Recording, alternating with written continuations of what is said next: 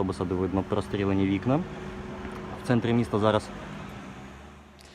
روز 21 ایول مردی مسلح در شهر غربی لوتسک اوکراین تقریباً 20 نفر را در داخل اتوبوس مسافربر گروگان گرفت.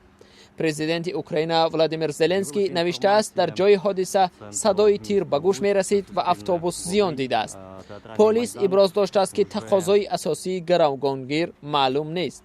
نیروهای پلیس گرد و اطراف اتوبوس را احاطه کرده ساکنان محله را به جای امن کوچانیدند. پرزیدنت نوشته است کوشش به خرج داده می شود که حادثه بدون تلفات حل و فصل شود.